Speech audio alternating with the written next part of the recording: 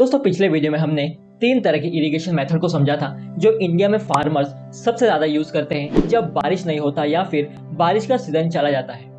अगर आपने वो वीडियो नहीं देखा है तो उसे एक बार ज़रूर देख लो। और उन 3 इरिगेशन मेथड के अलावा 2 तरह के इरिगेशन और है जो इंडिया में कई सारे फार्मर्स यूज़ करते हैं। अब वो 2 तरह के इरिगेशन कौन कौन से हैं, चलिए इसे देखते हैं। तो नंबर 1 है ड्रिप इरिगेशन।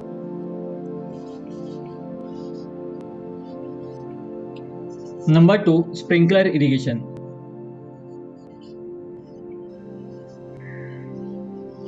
लेकिन ये 2 तरह के इरिगेशन मेथड के इस्तेमाल बहुत ही कम फार्मर्स करते हैं। तो चलिए अब हम इन 2 तरह के इरिगेशन मेथड को एक एक करके समझते हैं। तो सबसे पहले हम समझते हैं नंबर 1 ड्रिप इरिगेशन को। आप जस्ट इमेजिन करो एक खेत में 100 प्लांट है और उन 100 प्लांट के पास अपना खुद का वाटर बॉटल है जिससे वो पानी पी सकते हैं।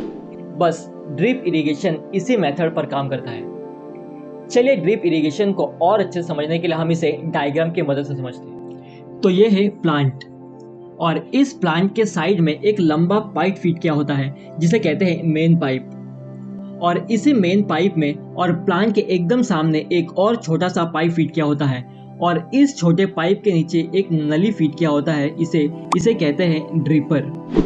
और इस ड्रिपर के नीचे छोटा सा होल होता है और उस होल से बूंद बूंद कर कर पानी सीधा प्लांट के रूट पर गिरता है।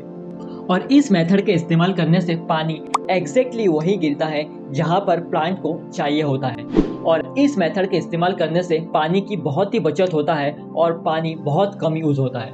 और बाकी इरिगेशन के मुकाबले ड्रिप इरिगेशन मेथड के इस्तेमाल करने से 50% से भी ज़्यादा पानी की बचत होती है। इसलिए कहीं पर फार्मर्स ड्रिप इरिगेशन मेथड का इस्तेमाल कर अपने खेत में पानी डालते हैं। तो ये हमने समझा ड्रिप इरिगेशन को। अब हम समझते हैं नंबर 2 स्प्रिंकलर इरिगेशन को। दूसरा है स्प्रिंकलर इरिगेशन। स्प्रिंकलर इरिगेशन को आप एक आर्टिफिशियल रे समझो जिसकी मदद से क्रॉप्स में पानी डाला जाता है, बिल्कुल बारिश के बूंद की तरह। चलिए इसे भी हम डायग्राम की मदद से समझते हैं। तो यह है स्प्रिंकलर इरिगेशन का डायग्राम।